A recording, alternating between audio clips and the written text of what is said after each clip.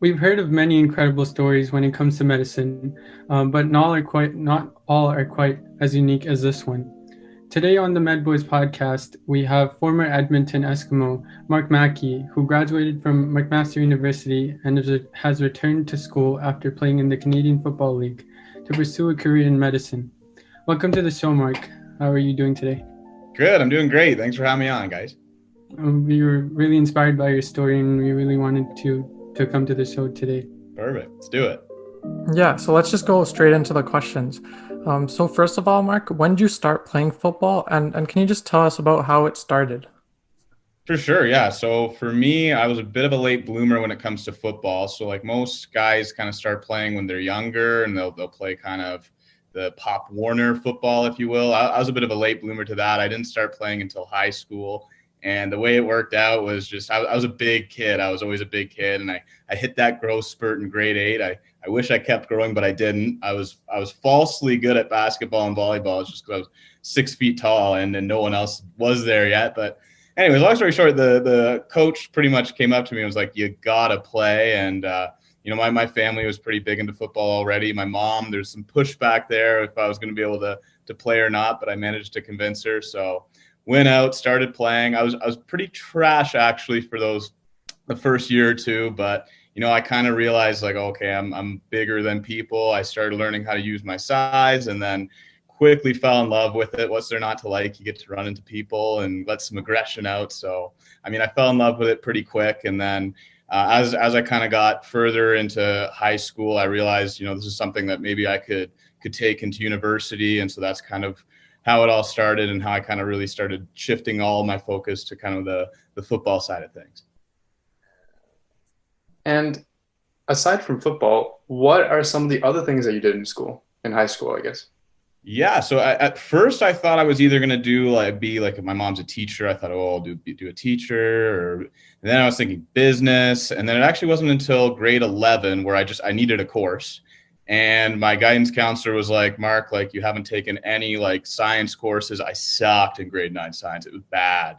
Like I'm sure if I went back and told my grade 9 science teacher that I made it to medical school, she would be mortified. But anyways, I took the grade 11 biology and I was like, oh, wait a second. Like I'm actually like really interested in this stuff. Like I'm really enjoying it. And then it was in grade 12, I don't know if this is a core like in other, but ours was called exercise science. And then I was like, this is sick. Like, and I was getting really big in football at the time too. And then that kind of mixed like the biology into it. And I was like, and then all of a sudden someone told me like kinesiology was a thing. And I was like, you're kidding. Like this is an entire degree. And so school wise, then everything shifted to, okay, great. I'm going to focus on football. And then I'm going to try to do this like kinesiology stuff. So that's kind of where my passion was at in high school. I wasn't interested in chemistry in high school, but that just grew up in grade 11 and grade 12. But back in grade 10, I was not a fan of chemistry, but university changed me, I would say. But how did life change for you once you moved into university, and how was the transition into university? Yeah, it was definitely a shock to the system. I think the big thing for me in university was just trying to adjust to being a student athlete, and with being on the foot, so I was part of the McMaster football team, and that ended up being like a 40-hour commitment, almost like a full-time job basically during the fall. And then, I mean, I was a decent student, but not a great one going like into my first year of university. And I think everybody has kind of the same feeling of when you go to university. I don't care who you are. Once you go from high school to university, that jump can be a little bit staggering. And then once you throw in the football side of things, you're not managing your time well. So first year was tough. It was a bit of a adjustment for me, and I had to kind of start to figure out some time management strategies and stuff like that moving forward to figure out like how the heck am I going to like do well in school and keep up with football. So I think the biggest thing for me was just going to university is like high school was chill. High school was like I'd come home, I'd throw the Xbox on for a couple hours, maybe go to football practice, was living. And then university, those first midterm like grades came out like, oh my God, I gotta figure something out here. So yeah, I think the thing I remember is just like that part of it. And then from the football side of things, I was talking, I was a big dog, like in high school, I was bigger than everybody. Yeah, you get to university, you realize pretty quickly I'm no longer the big person. And, especially my position, I'm a defensive lineman. So, in high school that was cool. Like I was as big as like the offensive line, but then when I got to McMaster, it was like, no, hold up. So like my first practice when I went out there, I went up against Matt Sewell. And Matt Sewell is 6'8", 350 pounds. And I'm not trying to boost him, but so you're getting out there and you're just like looking out, you're like, oh, this is not Saunders Sabres football anymore. So, that was an adjustment too, because it's like you're this like 17, 18-year-old kid, and then some dudes are like 6th, 7th year of university. I don't even know what courses they were taking anymore. They had like a mortgage and kids out there. So that was kind of the big jump. So school, it was like a time management piece. Football, it was just you were playing with some men out there and you were still trying to figure things out on your own. Yeah, it's kind of perfect that you said that, because I wanted to ask how you like managed your studies with the football part. Yeah. So, I mean, that wasn't like a show up on campus and like have it figured out. No, it took some time. So, like, yeah, that first year was tough for me. Like, I think it's tough for anybody just getting used to like university because things are so different. And then, as time went along, I started figuring out just like little tips and tricks here and there, like for the time management piece, even just things like how do you set your schedule? Like what courses are you picking? So like I learned pretty quickly, like football season, we're going to just shove some bird courses into that thing. And then, once we get to the off season, it's like, okay, now we're going to take all the, toughy pre-med stuff in the off season. And then, just like the way I would approach lectures and going, okay, I don't have time to go over this lecture again, so I might as well just like crush notes now while the lecture is actually happening while I have time. And then on top of that, just kind of building a support network of like other people who are like also interested in like doing med school and different like big goals and like some really smart people, and kind of building that network of like people that I could like rely on. So, when I walked into a class on the first day, I'd be like, oh, you, I can't wait. Like we already got our study group, like excellent. So just little things like that. So then like by eventually like the time I got to like 4th year and 5th year at McMaster, things were a lot more streamlined because like I knew, okay, like I know what courses I want to take. I know how I'm going to approach it. I'm going to write the whole syllabus out to start with, because at the end of the day, like you can get caught up real fast. Like you guys know how it is. Like once those first midterms hit, it's like a snowball momentum. So you gotta get ahead of it. So I think I just kind of like learned different like ways to manage it and how to strategize it, like as my university career went on. That's very interesting because in high school, me, Nimit, and Rushil were part of sports teams. Rushil was part of badminton and soccer. Nimit was doing rugby, and he was also playing cricket. I was part of track. So we were all very invested into sports. But I think towards the end of even high school and moving into university, we just completely dropped the idea of sports because I guess it was in our mind to just pursue medical school, and all the horror stories we heard about GPA and pre-med studies are quite hard going into U of T courses. You guys weren't on those pre-med forums, were you? Those are dangerous. Gotta say I was. All those subreddits, pre-meds, everything. I was just scared. So we didn't even pursue the idea of going into sports. So I thought that was very interesting to hear that you were actually able to manage time, especially with football. You have to invest a lot of time into that kind of sport. But yeah, and I mean, it's not. It just comes down to like prioritizing stuff, right? So like for me, it was like I knew it was like, hey, I want to just crush school and crush football. And did I do a lot else like outside of that? Not too much. Like I'm sure you guys are doing like more stuff than just like a sport and football, right? So it's kind of like you got to pick and choose like what you're gonna do, because there's only so many hours in the day, right? mm-hmm. Yeah, exactly. And honestly, like when you said like when you got to university, there were so many other big people around you.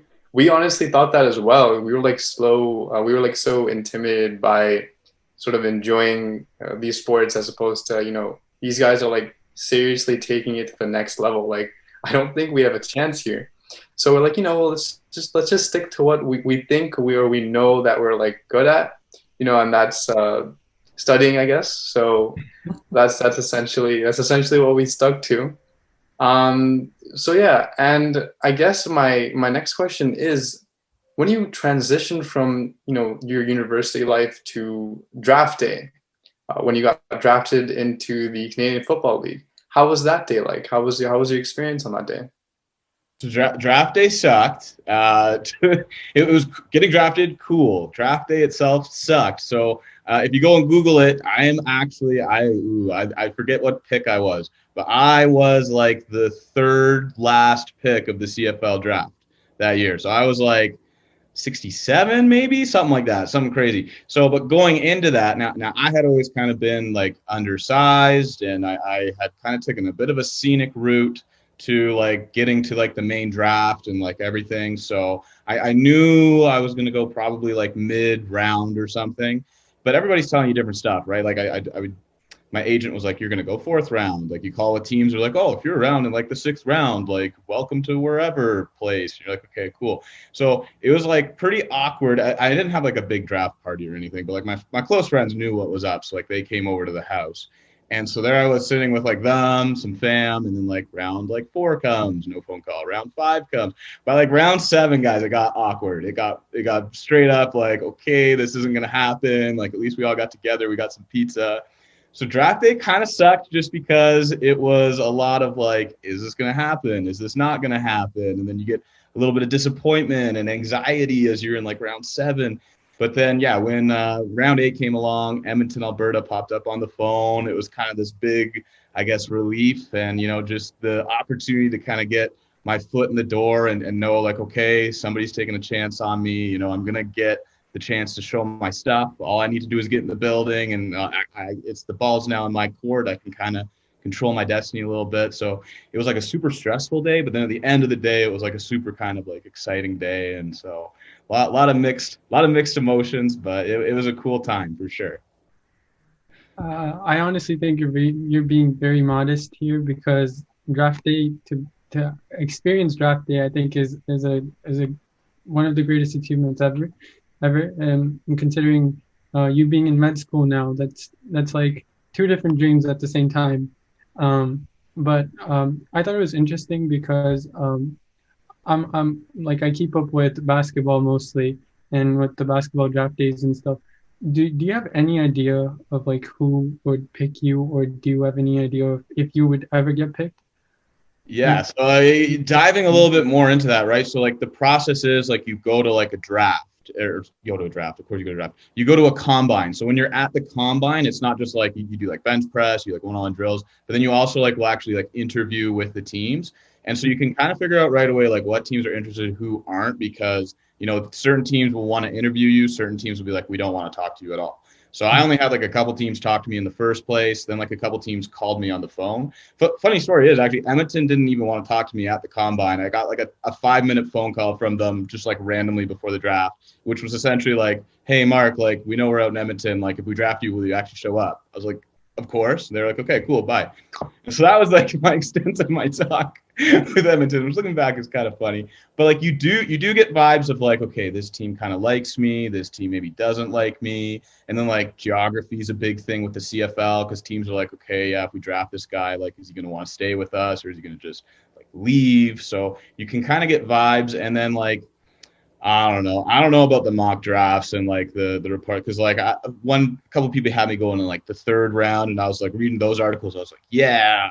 And so you know how I felt when draft day came along. I was like, oh, round 3 didn't happen. Oh, round 6 didn't happen. Oh no. So long story short, you can kind of get like vibes and like an idea, but the actual like draft day, like unless you're like a top like 3 round guys, it can be a bit of a crapshoot as to like what is actually going to go down. At least in the CFL, I can't speak for the NBA draft. But going into the CFL, how did that impact you? And was that a motivating factor, or did that, I don't know, tell you to do better, or get Yeah, more contacts with the team? for sure. I mean, in terms of like getting drafted that late going into the CFL, like it's a big chip on your shoulder, right? Like for me, it was, I mean, I had a decent, like I was a productive player like in university, right? And so when guys like are getting drafted in the 5th round, in the 6th round, you're like, I'm better than that guy. Like, let's go put the film on, let's go wide. Like, that's kind of how I felt.